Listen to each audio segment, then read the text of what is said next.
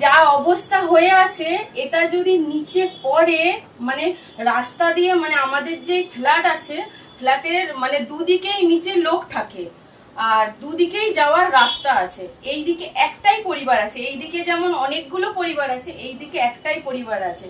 আর এমন ভাবে এইগুলো ভেঙে আছে, ছোট বড় এমন ভাবে ভেঙে আছে, এগুলো যদি মানে নিচে পড়ে, কেউ যদি এটা দিয়ে যাতায়াত করে বা পায়ে লাগুক বা যেভাবে হোক, কি যে অবস্থা হবে আমি জানি না। আর এমন ভাবে আছে, এটাকে হাত দিয়ে এটাকে বার করতেও পারবো না, মানে এরকম ভাবে চূর্ণ বিচূর্ণ হয়ে গেছে কাঁচটা।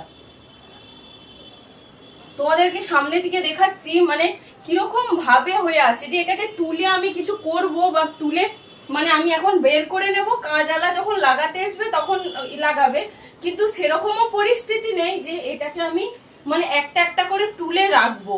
মানে এমন ভাবে একটা হয়তো তুলতে যাব আর একটা নিচে পড়ে যাবে, আর যদি রাস্তা দিয়ে কেউ যায় তাহলে এবার কি করব বুঝতে পারছি না। ওই জন্য এটাকে এরকম ভাবেই রেখে দিচ্ছি, যারা এক্ষুনি লাগাতে আসবে, কারণ কখন মেঘ হচ্ছে কখন বৃষ্টি হচ্ছে বুঝতে পারছি না, তাই এটাকে আমার তাড়াতাড়ি লাগাতে হবে, কারণ বিছনার সামনে আর এইটা দিয়েই ঝাপটাটা দেয়, তার জন্য আমাকে তাড়াতাড়ি করে এটা বন্দোবস্ত করতে হবে। বর গেছে ডাকতে লোক, এবার উনি আসুক, আসার পরে বলুক মানে কিরকম পরিস্থিতিতে এগুলোকে বার করা যাবে, বা বর নিচে দাঁড়াবে, আমাকে এগুলোকে তখন সরাতে হবে।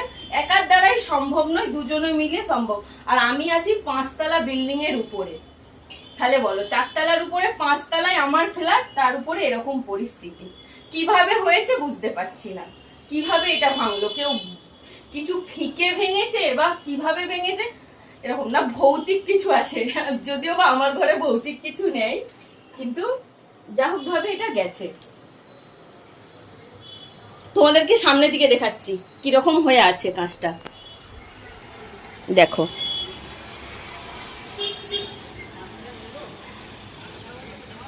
দেখতে পাচ্ছ কিরকম ভাবে, যে একটা তুলতে যাব একটা নিচে পড়ে গেলে সামনে যে থাকবে তার ই হবে। আর দেখো সামনেই রাস্তা,